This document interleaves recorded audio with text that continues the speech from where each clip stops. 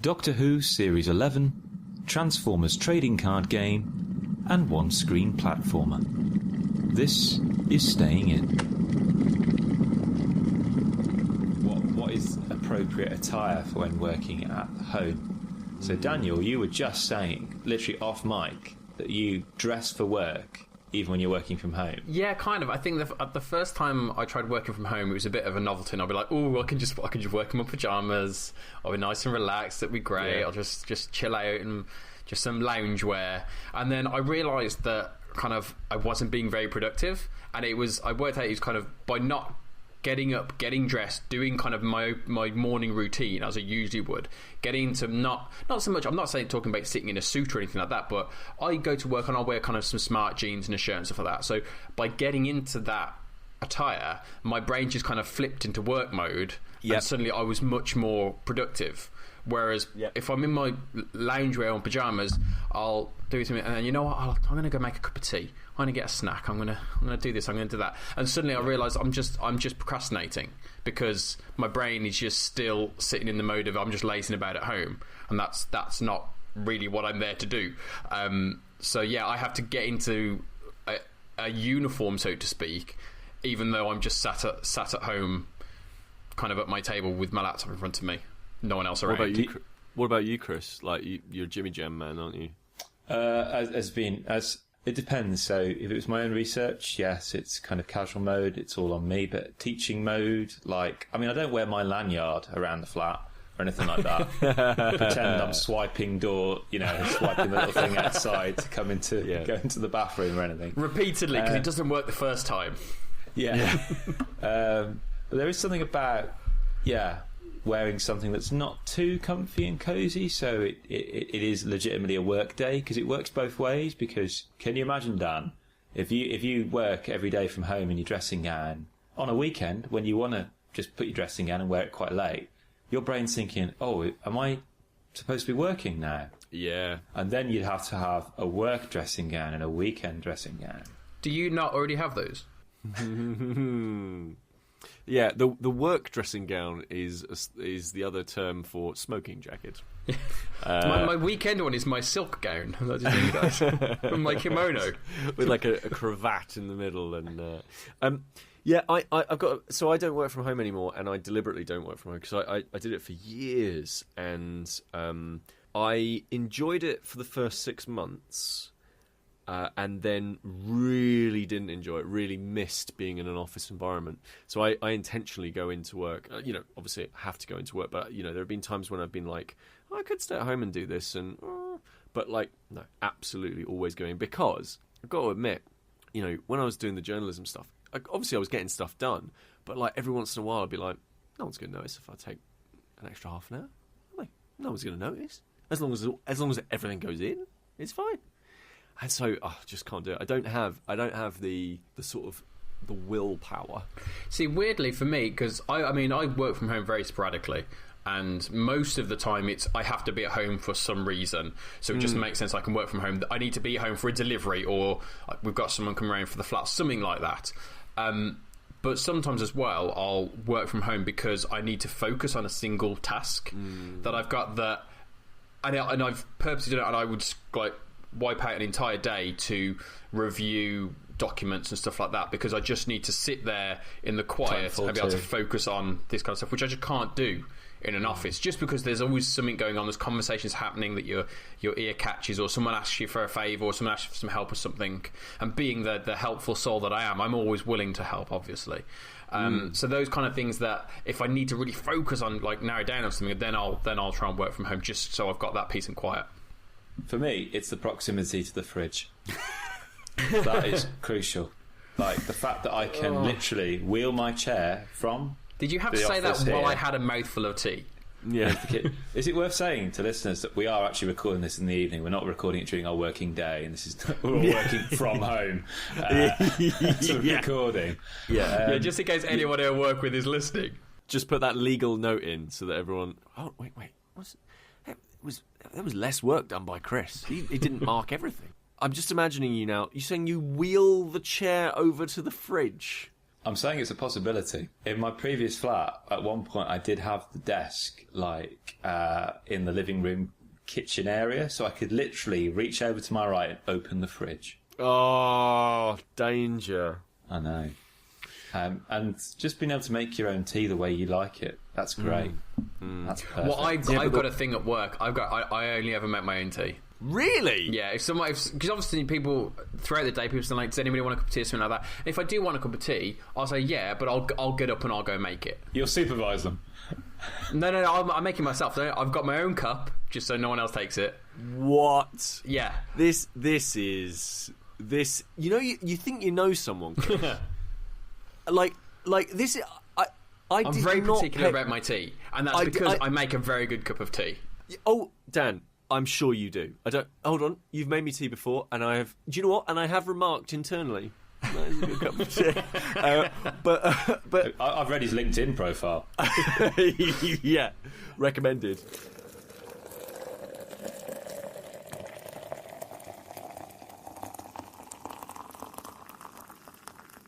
I think, and this is a really big deal for me because I don't think I'm ready to commit to this, but I think that this is the first Doctor Who series that I care about in any way whatsoever. Oh, interesting. This is the first one. I've not seen it yet, but this one, helmed by Jodie Whittaker, is that her name? Yeah. This is the first one where I actually feel like I might get on board.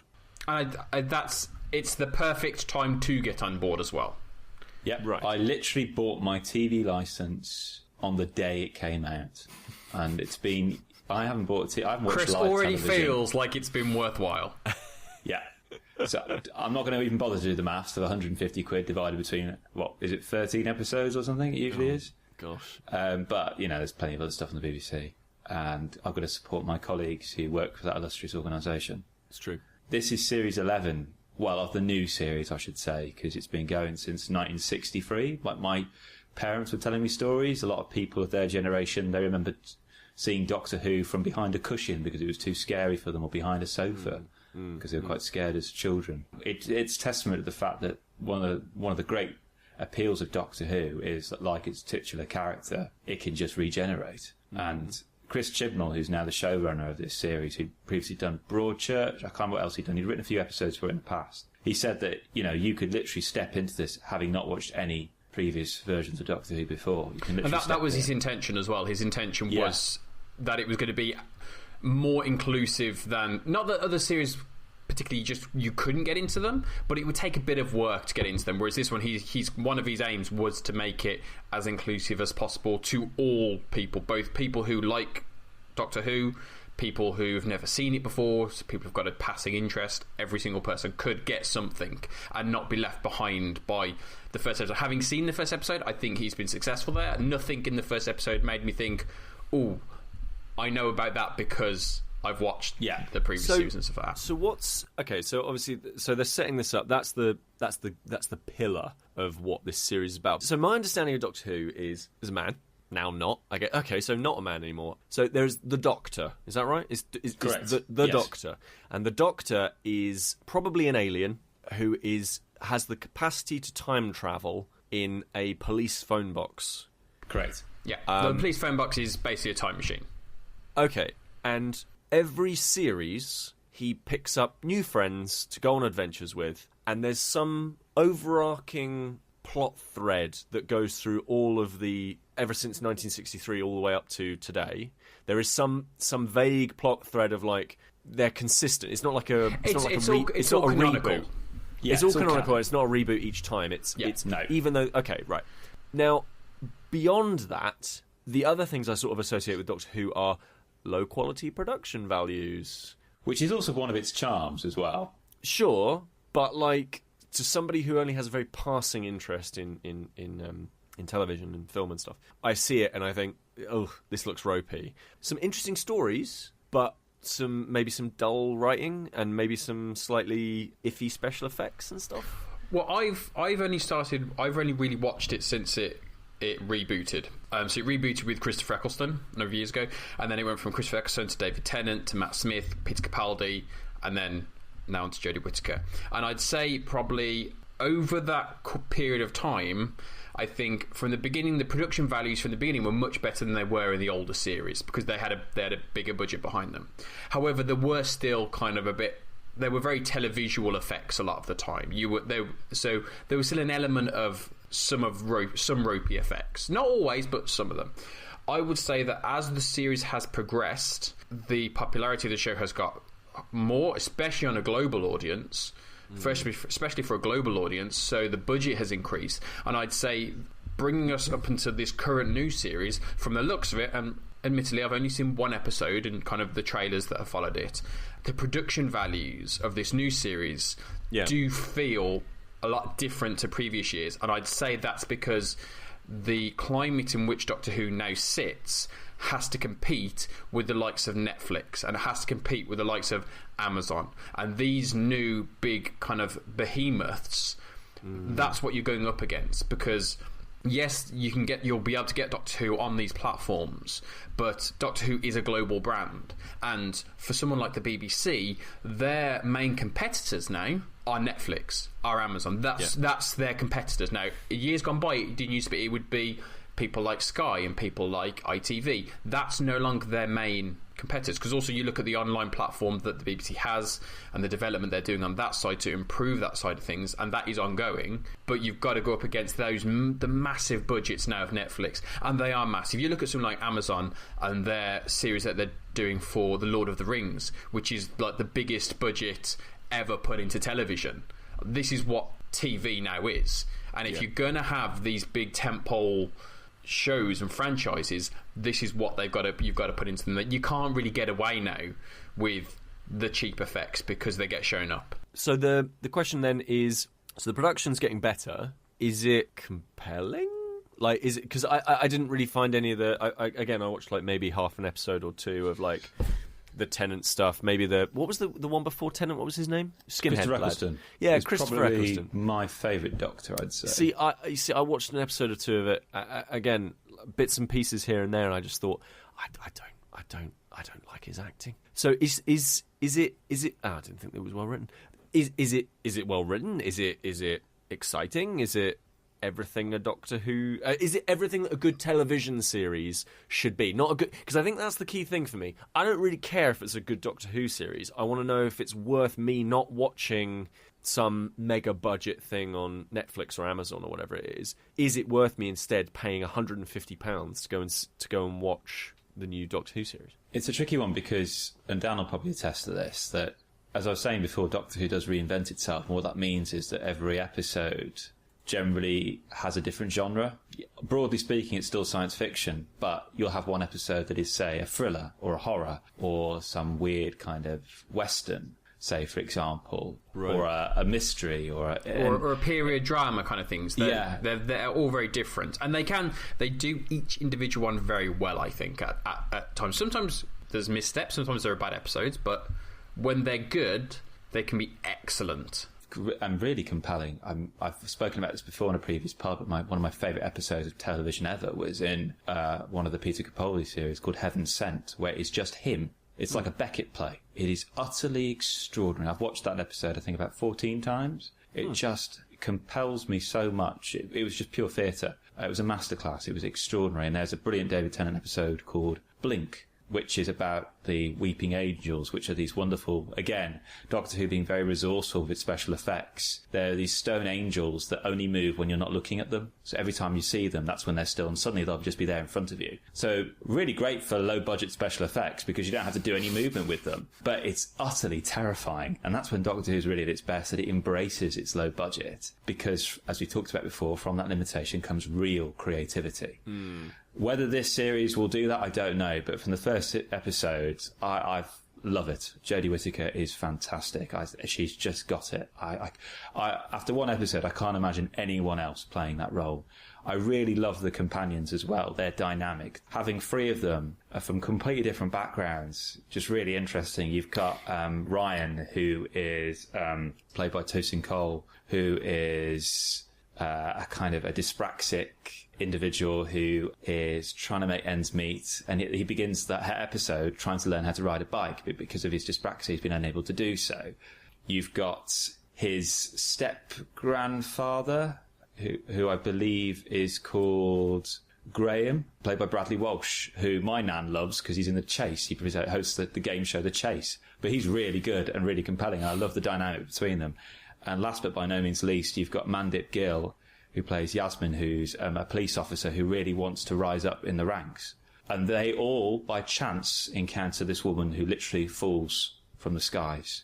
And wearing the only hint of the previous Doctors is the fact that she's wearing the clothes that Peter Capaldi wore before he regenerated into her. So it literally picks up from where the last series finished last Christmas. And you're straight onto this train, literally a literal train, and the episode just leaps along at a pace like a train. In terms of its plots for the episode, it's quite formulaic, which I'm fine with. It's introducing a new Doctor, but it is, as Dan was saying, this is a very cinematic series. Just the cinematography of it, its mise-en-scène, it feels like you could watch this in a cinema. You can also see from the production values in terms of, you can tell they're using different types of cameras just because of the warmth of the shots and stuff like that. You can just see it's different. You can see there is more money in this because you can try to think of the right word, but you can almost just feel a bit more substance to it as opposed to before, where you've got that televisual sheen. Like when you go into a clothes store and you feel the fabric of a £10 t-shirt and a £40 t-shirt. Yes. And you're like, oh, I want to rub the £40 all over my face. And also, we haven't actually even mentioned really Jodie Whittaker, who is just an inherently likable screen presence that you can't help but be engaged by. And that's for anything she's done. And that's a good thing. In that first episode, you don't even necessarily know what her character is, because the way the character is introduced, she's introduced in transition from the previous character, so she admits that she's still figuring out who she is, and that will develop as the episodes go on, so she becomes over time her new Doctor. And that goes back to all the other series. All the other Doctors, it takes them a few episodes before you see who their character is, because they're all different. Obviously they're the same in terms of the canon, they're the same character, so everything that happened to Peter Capaldi has happened to Jodie Whittaker in the past, so it's a through line there. But it's always interesting to just see what one actor can do slightly differently, but always kind of maintaining that little hint of the Doctor, of what it is. So with Matt Smith, he was possibly one of the most alien of the Doctors, but there was great warmth and kind of childlike enthusiasm with him as well, whereas Peter Capaldi was more of a wiser, more stern kind of. It's really interesting always to see the choices that they make, so I'm really looking forward to seeing kind of Jodie Whittaker's portrayal, because at its core, the Doctor, no matter their kind of personality traits, because they are a figure of peace ultimately, yes, they fought in many kind of conflicts, but it's always about trying to get to peace as best they can. And what that means is that, and I love this as a description of somebody, when you describe somebody as having a disarming personality, that you can walk into a room and they just literally disarm or cut through any tension there. And the Doctor always has to be able to do that. They are a disarming personality, literally and metaphorically speaking. And Whittaker's totally that. She is totally that. She is perfect for this role. And I cannot wait to see, as Dan says, when she fully crystallises into this role and makes it her own. For me, it was, I didn't really get along with Peter Capaldi's Doctor until his final series, and that's for me when it clicked for him. I was like, okay, now I get it. Now I'm on board. Now I'm really enjoying where this story is going. So it can, for another Doctor, it could take a couple of episodes. So you need to just wait and see. At some point, it'll be kind of the combination of the story, the characters, and the performance of the Doctor, which suddenly clicks, and then we go. Let's take this forward now. Peter, yes, I forgot to ask, how was your birthday? Oh, yeah, it was all right. I minimised down. I sort of laid as many hints as I possibly could, and you all were brilliant. And I asked for, I didn't want lots of physical stuff. So I only ended up with like a couple of books, which was really nice. Like one board game, small-ish board game, which was really nice. And thank you very much for that. Which was an expansion, which was the Cities of Splendor. Very nice. And I just wanted small little things because I'm trying to declutter my life at the moment. So I got vouchers for streaming services and other bits and pieces. And of course, Kris and Dan, in fact, it was from both of you, wasn't it? Yeah, of course, you also purchased for me, which was a lovely, very thoughtful gift, a blanket. Well, you are from continuing cold. the long tradition. Yes. Of buying the things to keep you warm. Yes, yeah. Which is a lovely tradition. I really do love it every single time that it happens. And the thing that you just, rather than going to, I don't know, something like a Cath Kidston, or going to just Debenhams and getting a nice, a nice brown. But anyone can get warm those. Blanket. Anyone could get those. So you thought to yourselves, didn't you? You thought, do you know what? Instead of doing that, what I'm going to do is get one of the pictures from our trip up the most recent mountain that we went up Scaffold Pike.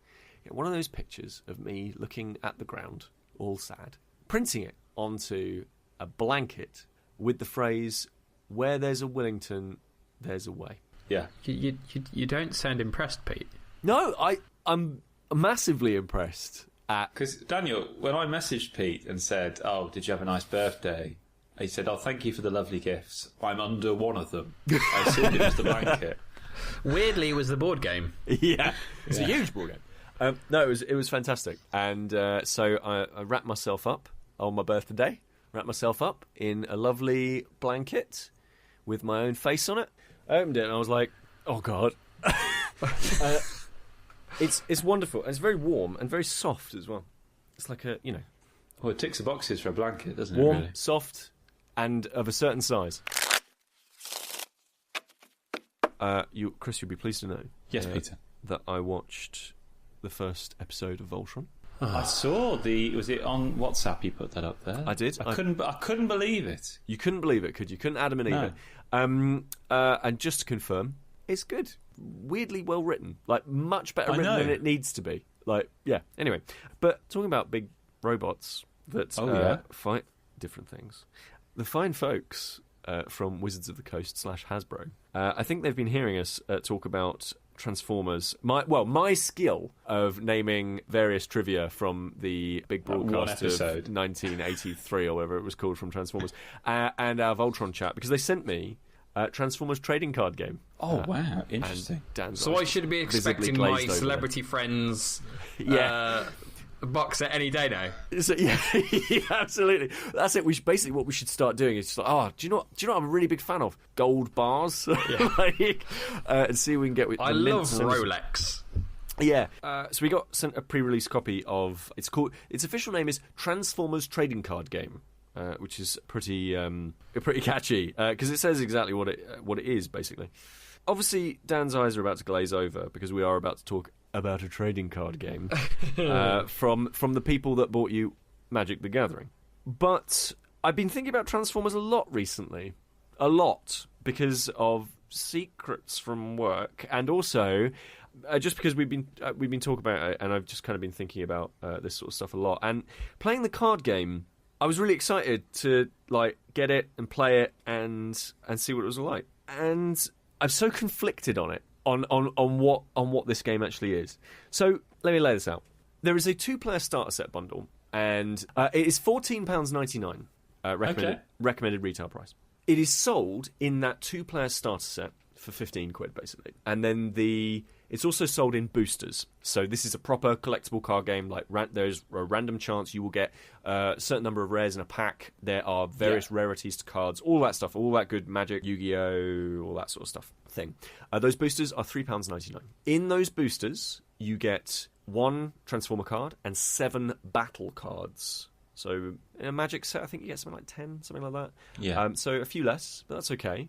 And in the 2-player starter, you get 4 character cards, and you get 40 of the battle cards. And I want to talk about the starter set to begin with. So in that starter set, you get 4 character cards, and I'm going to show you the difference. So this is a battle card. I'm showing it up to you, and this is going to work really well on podcast audio. But this is basically, to describe this, it is a poker card-sized card, right? You can see that. It's a poker-sized card. On one face is just the back of it. And then on the actual face, it's the the actual totemic playing piece part of it, as in, here is this is the name of the card, here is a colour that dictates a thing that I'll tell you about in a second, here's a description of what that thing is, here is the rarity and all that sort of stuff. This is a poker-sized card. This is a character card, and I'm holding them parallel. This is massive. My word. Yeah, this is massive. This is twice the size, basically, of a normal. In fact, I think it's slightly bigger than a poker card. It's like a flash card. It is massive. Yeah, it's huge. Yeah, exactly. It's a psychological test, which is, do you want to buy more of these? It's about the size of your kind of your average Kindle, maybe a little bit, maybe a little bit smaller than a Kindle. Maybe a little bit smaller, but yeah, it is big. And not only is it big, it's got that hologram on it. It's got that shininess to it. And not only is it shiny, it's double-sided. So you got on one side you got the vehicle, and on the other side you got the robot. And I'm showing you. That's nice. Yeah, it's cool, right? So in the starter set you get 4 of those, and you get 40 cards, 40 of these battle cards. And I think if you buy the 2-player starter set for £15, I think it's one of the worst fucking ways to play this game at all. I think it is absolutely terrible. Like, if I just had that starter set and just played the game that comes in the starter set, I would tell you that it is probably one of the worst card games I've ever played. Dreadful. Absolutely dreadful. And the reason I bring this up is, the reason I say that is because I can read you, wouldn't normally do this, I'll read you the rules, because they come, for the starter set, they come on, I'll give you a very brief overlook, but the rules are on this card, and they also go over to the other side as well. But that's pretty much it. And there's maybe 100 words. And the game basically says, split the 4 character cards between you. Doesn't really matter how. Put the 40 battle cards in front of you. Never use any of the descriptions of any of the text. Just choose who you want to attack. And then pick battle cards from the battle card set face down. And if you get little orange icons in the top right-hand corner, you do attack, and if you get little blue ones, then your opponent gets more defense. And it's entirely random, and that's it. There's no descriptions. You don't use anything. You don't use any of the descriptions that are on the character cards or on the battle cards, or you don't use any of the, like, literally anything in the game. And that is what the 2-player starter set is designed to play. It is dreadful. You should throw your £15 into the bin. It would be a bigger thrill. Truly a dreadful purchase. I feel like there's a but coming on. There is, Dan. If you and a friend want to get into this game and you buy a starter set each, yes, you have exactly the same cards as one another, so it's the complete set. I don't believe there's any randomness in the 40 battle cards that you get in the starter set, and the 4 characters are all the same, and they're also exclusive to the starter set, which is maybe why you might want to buy it later on down the line. You get your own deck of 40 cards, your own 4 characters that you can use, and you can fight opponents with the same characters. That's not a problem. And then if you look at the bottom of the rules card that you got in the starter set, it says, for the advanced rules and videos, go to this website.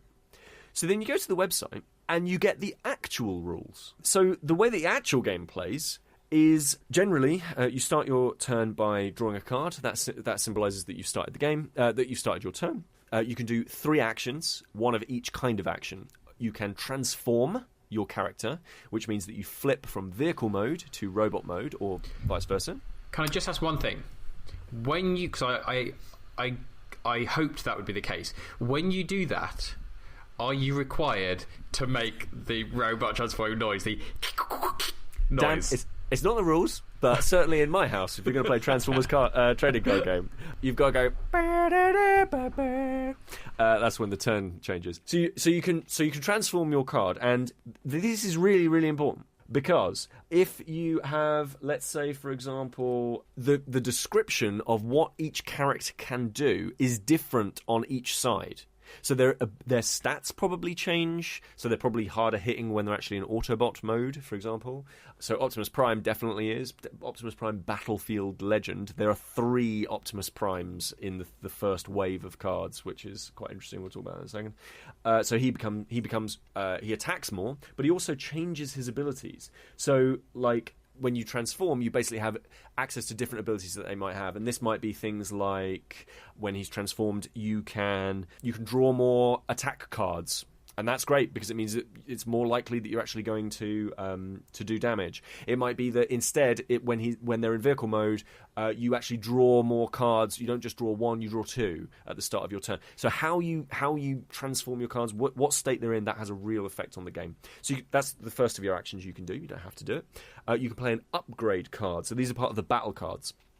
So in the battle cards, you have actions and upgrades primarily, and the upgrades are cards that they can be really simple, like you get a new weapon and the new weapon gives you +2 attack, and then that sticks on the card and that's there forever unless the description says you have to scrap it at the end of this turn, but generally they stick around. It's not just weapons. There's like armor and bits and pieces, and there's also abilities that will be given to those transformers.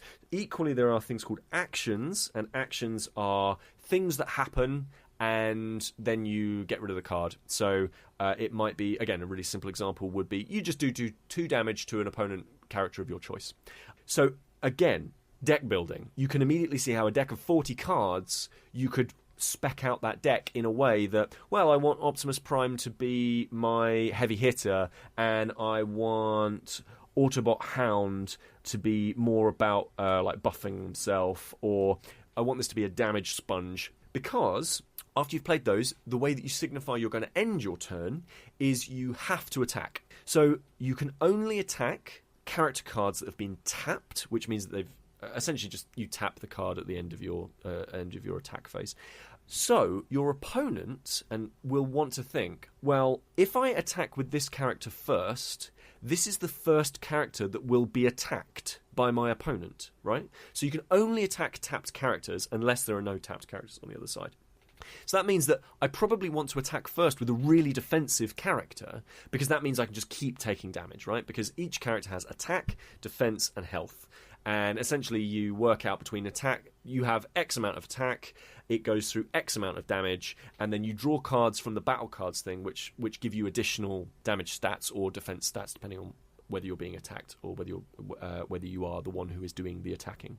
So again, you can set out how you're going to put that stack of 40 battle cards together. You can set out exactly which sets of characters you want to bring into the field with you, and you start to see these really interesting strategies. So, for example, one of the things that I did was one of my characters had the ability to draw a card when they attacked another character. And one of the upgrades that I had was when you attack, you also draw another card. So I basically made my character like a card drawing machine. And I could then immediately attach it to that thing, and then it was also part of that attack.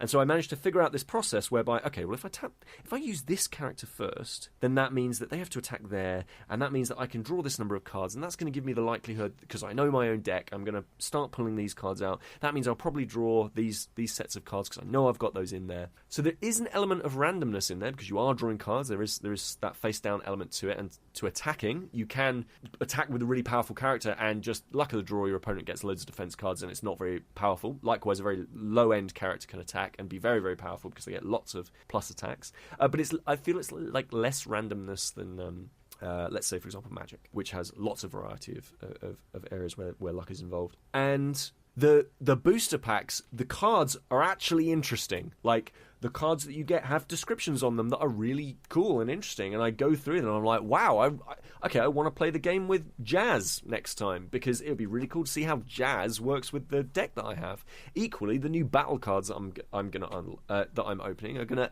be able to augment my deck as well. And the art, that's the other big thing. The art is fantastic. So for the character cards, they seem to have gone and just made their own art. They've gone and found one of their fantastic artists, and they just have just incredible, great-looking poses. So, for example, the Optimus Prime card, which we're talking about, the image that's actually on there for one of the Optimus Prime cards that's in the booster packs, he looks like a total badass, and it looks like an image that's taken directly from the Transformers movie. Like, it's a pose that you actually see him in. It was used in all the promotional trailers and stuff like that. The original Transformers animated movie.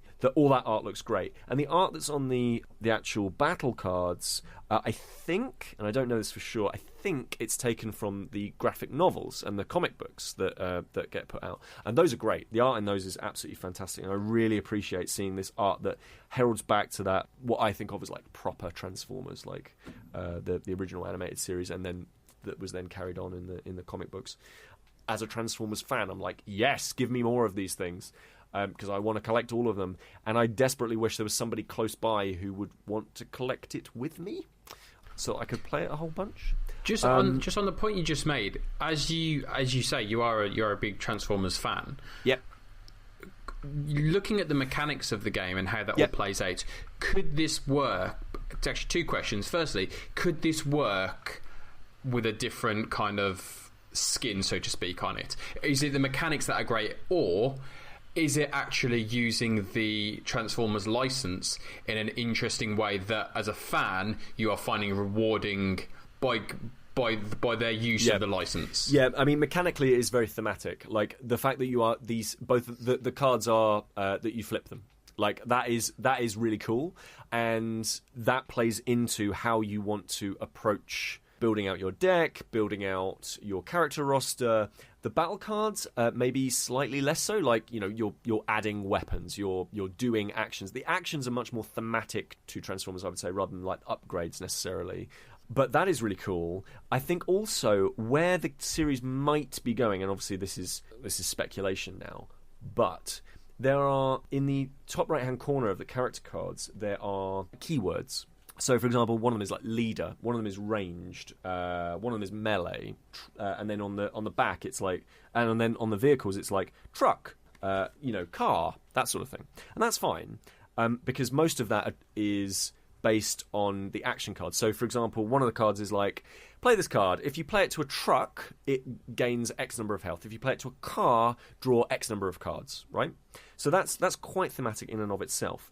The cool thing is that one of these cards in here that I got, where is it? One of the ones that I've got is, it has the trigger phrase Dinobot. Now, if you like Transformers, you'll know that the Dinobots are, I think there's 4 or 5 of them, and they transform together like Voltron to create a larger robot, which is like this huge, massive, incredible looking, sort of slightly dumb, goody robot who has a heart of gold and all that sort of stuff. And the Decepticons have got one as well. Like, so for example, like Destructor is just this huge wrecking. There's a load of wrecking crew people, and they transform together and they create this huge like destruction tank. Now, I don't know, but I get the feeling that they are going to start figuring out ways of combining together these cards. Because at the moment, you play 4 characters in a roster, and obviously you need 5 characters. But I get the feeling that there's going to be more interesting ways of synergizing between all of these things. Like the idea that maybe if you have X number of Dinobots transformed in their Dinobot state, you can turn them into whatever it is, Well, would you just build like a house of cards? Yeah, I don't know, maybe. But like, I think it is very thematic, and whether or not they go down that route, yes, mechanically, I do think so. I don't think you could just reskin this with something else and it be quite as effective.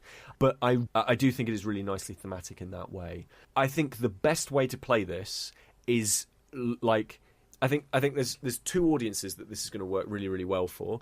I think if you're a parent and you like Transformers, or your kid likes Transformers, and she's like, I really want to play a card game with you, Dad.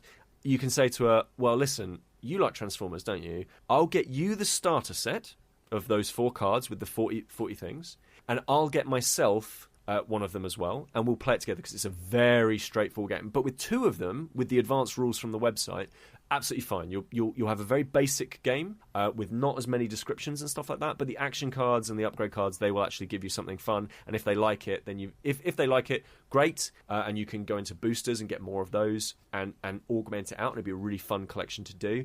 If they don't, you've spent £30 between 2 sets, and you're not really out of pocket. That's for them. If you're into Transformers or card games in general, just go boosters. Like, just get 6 boosters. I know it's going to be more expensive, but like the starter set is just dreadful. Like, really not very good. I think the only reason that you would want to get the starter set if you're a collector is there are 4 cards in it which you can't get anywhere else, and that's maybe it. If you're a Transformers fan, I think it's brilliant. I don't think there's any question that you should get into it. But how you get into it is the important thing. Yeah, God, it's been busy for me this week. I've been busy relaxing. That's the that's the thing I've been doing most. I have really tried to just not do anything. I'm trying to get through games. I'm trying to center. I'm trying to relax. So to relax, I decided to play an absolutely infuriatingly difficult platforming game that's currently in beta called One Screen Platformer. It really looks infuriatingly difficult. Oh, it's infuriating and brilliant. So I love platforming games. They are wonderful, and this is a tightly made single-screen platformer, and I really do mean single-screen platformer. So the idea is, so it's got a sort of pixel art retro look to it. So it uses this beautiful pixel art style, and you can press a button on the keyboard, and it shows you the entire level. And there is only one level in the entire beta. I get the feeling it's going to be one level in the entire game. There are 4 characters, and it changes the things you need to do in the level. But all of the platforms, all of the spikes, all of these sorts of things, these are all fairly consistent. Sometimes there'll be more spikes if you play on hard, or more projectiles if you play on hard, or coins to get if you're playing as a different character. Whereas you don't have to get coins if you don't play as that character. But it is this single level. And this mastery of this space is what the game is about. As I say, I'm playing this on beta. It's from a developer called Return to Adventure Mountain. And I first heard about the dev when, in a previous life as a games journalist, when I did a preview for AppSpy of a game called Wizard Golf RPG, which I believe is still on mobile at the moment. It's still on mobile, and it's an excellent adaptation of a putting game, a crazy golf game extrapolated out to an RPG dungeon crawl. Really weird, really lovely art, brilliant, loved it. Go and get it.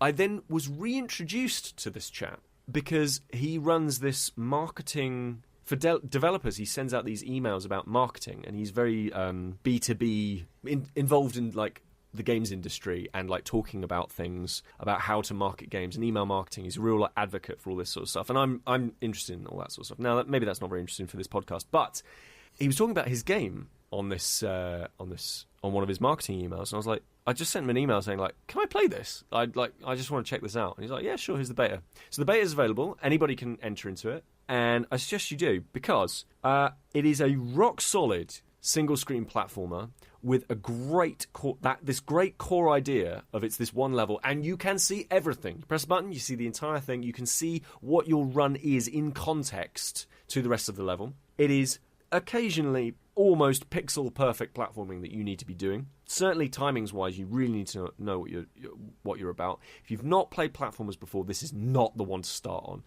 It is hardcore.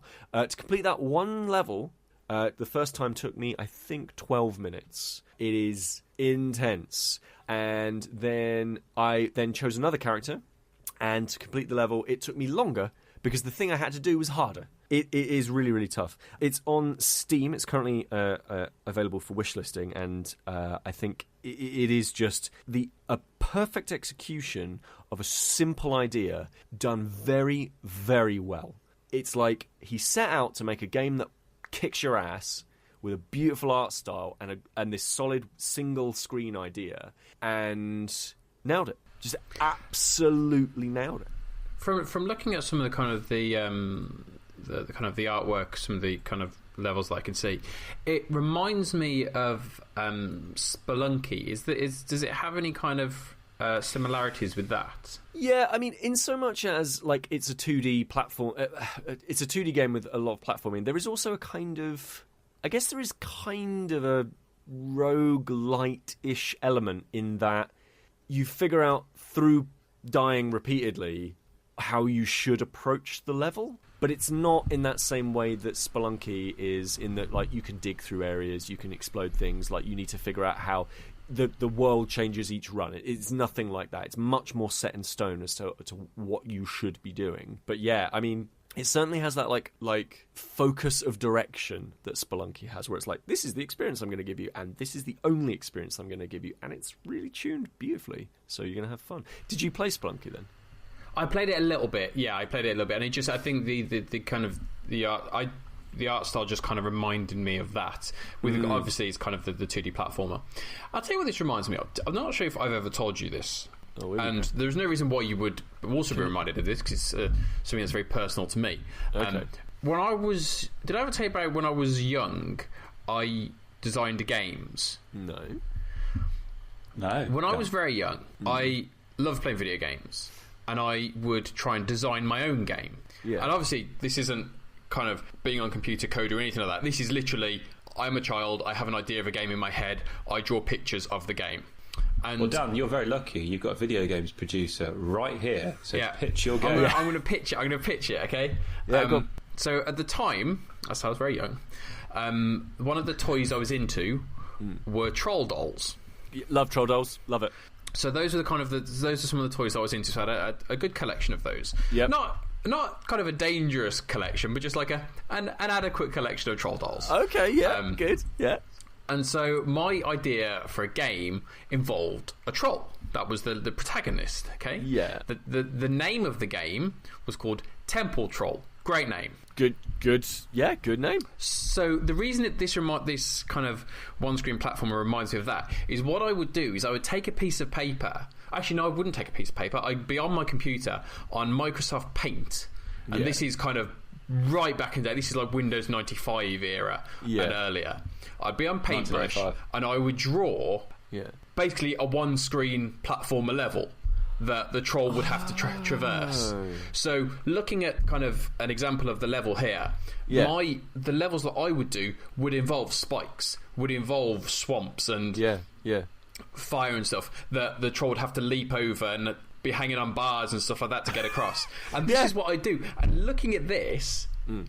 It was obviously a much smaller version of a level, but this is what I used to draw. I used to draw this level, basically, really nice.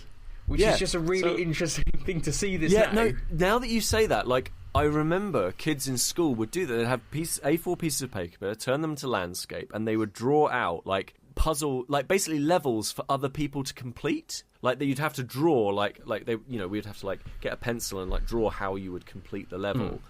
Throughout this entire thing. And you're right, it reminds me of that. It reminds me of that, like, that's so weird. But yeah, I used to just have loads of different levels stored on my computer. It's just image files of these just levels that I drew. And when I was younger, I wanted to be a games developer. That was literally what I wanted to be at that age, and I wanted don't get me wrong, this idea stayed in my head for a long time.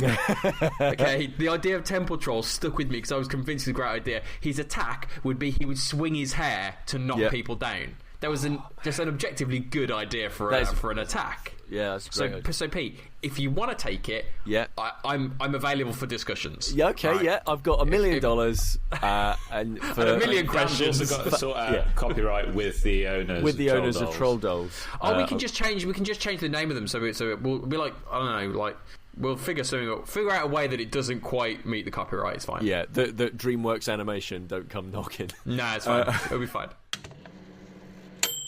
We've had another question. This is cool. Have they emailed in? No, they've not emailed in. They have. Okay, sorry. Can they not email in? No. I know what you're doing. I know what you're doing.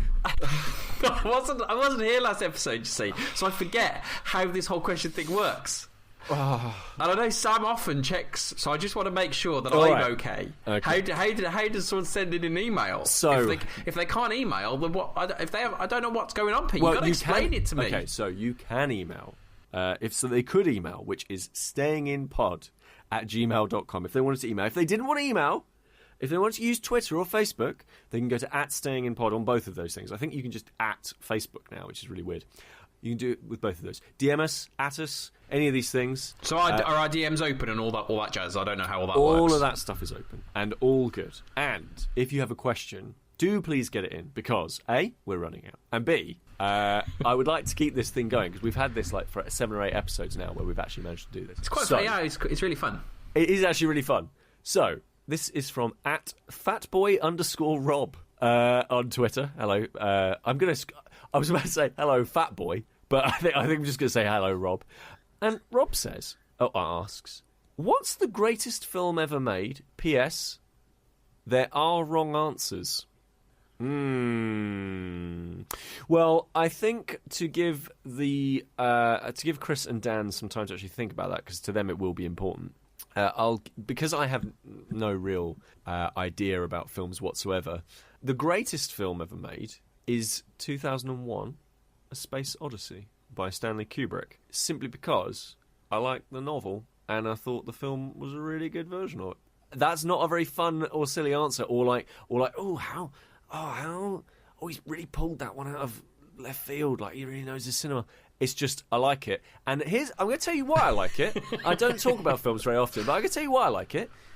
Because it's loud, it is bright and colourful, and it is thrilling science fiction that you feel like, oh, maybe this could be real one day. And those three things, loud, bright, colourful, science fiction, 4 things. Don't like films, and I don't like maths. Is not your strong suit. Those 4 things I really, really do crystallise. I think it's absolutely fantastic film. I've watched it 4 times. And that is the most I've ever watched any movie. So there we are. That is the greatest film ever made for me, obviously. So where are we at with you, Dan? I know you're a big fan of films. The film I usually refer to as the greatest film ever made. I say it's the greatest film ever made, kind of tongue-in-cheek, because I know it's not. However, it is my favourite film of all time, and I will not hear a bad word said against it. That is not the question. The question is, what's the greatest film ever made? Your favourite film. We can answer that if somebody sends that in with greatest. Okay, greatest. I don't feel that I am able to say a film is the greatest ever made if I have not seen it. Okay, that's because fine. I can't then make a judgment. So I'm going to say the greatest film I have seen. Yep. In its entirety, and so all aspects and all that stuff.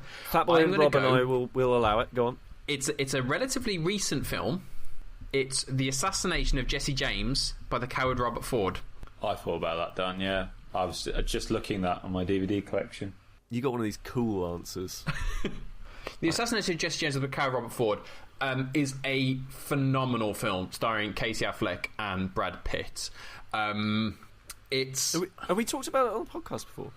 We may have. I don't think we would have talked in great detail because we wouldn't have been talking about it on the podcast when the film came out. But kind of across the board in terms of cinematography, the kind of the script, the storytelling, the performances are incredible. I know Casey Affleck often gets a great well-deserved amount of praise for it. For me, Brad Pitt is stunning in this film, and he's one of the most terrifying characters I've ever seen without really doing anything. And there are several moments in that film where I get goosebumps, and there is a particular moment which is enhanced if you know the story of Jesse James, but I won't give it away because I don't want to give away the moment. But there is a moment where kind of I almost got a cold chill over me because I knew something was going to happen. That's cool. And it's just beautiful, but it's also, I mean, it's probably close to 3 hours, and it's incredibly slow film as well. It's just there's no kind of big crescendos and kind of highs and lows. It kind of goes along at an average pace, and you just kind of absorb it. And it's not the kind of film you watch a lot because it's not a popcorn film. I'm not saying that 2001 is a popcorn film, but you need to be in the right frame of mind to watch that kind of film because it's very slow. When I went to go see it at the cinema with an original print, there were some people in that cinema who were very there to, like, they were like, this is Stanley Kubrick and he's one of the greatest films of all time. And I was sat there with a massive box of popcorn. Throwing it up in the air and catching it in your mouth. Yeah, I was just sat there like, damn, colours. Did you grift it? Yeah, well, I wish I could. They don't have a griftable system at the Watershed in Bristol, but yeah, I was just sat there like, sipping on a like massive vat of Coke, just people hated me. It was great, loved it. So, Kris, you've been rummaging through your DVD collection. Oh, it's a tricky one because if we're talking classics, and we are, I saw Casablanca a few months ago, and that's one of those instances where you watch a classic film that everyone says it's a classic, and you watch it and go, yeah, that's a classic. It's not. It lives up to the hype. I mean, gosh, there's The Matrix. That's one of my favourite. Nope, you got to land on one. You got to land on one. I'm going to go with, and it's a bittersweet thing for me because like the director and one of the lead stars in it has courted controversy quite significantly, so it leaves a bitter taste in my mouth, which is a real shame because it is a phenomenal film. I think I know what you're going to say. And that's The Usual Suspects. Yeah. It's and the thing that would make me keep going back to it, one of the reasons why I've not traded it in because of the aforementioned controversies pertaining to some of the people involved with it, is Christopher McQuarrie, who Sam and I waxed lyrical about, who directed the latest Mission Impossible film. He wrote The Usual Suspects, and it is extraordinary. It's one of the very few films that every time I rewatch it, I see something new that is just so cleverly woven into it. It's a crime drama with one of the most talked about endings in film history that is meticulously constructed, so when the big reveal or several reveals happen, everything just locks into place beautifully. It's that wonderful marriage of cinematography and the audience's realisation. As the camera pans in, the audience themselves are internally panning in and realising at the same time, and it was all there before you the whole time and you never noticed. Brilliant. And it gives me chills every time I get to the ending of it. Even though I know what's coming, it still has this extraordinary effect on me. That was Staying In with Dan Frost, Peter Willington and myself, Kris Darby. If you've enjoyed this episode, make sure to subscribe to us on wherever you get your podcasts. If you'd like to leave us a review too, we'd be really chuffed to bits. Visit stayingin.podbean.com for more information and links to all the things we've covered in this episode. And come find us on Facebook or on Twitter @StayingInPod. Thanks for listening.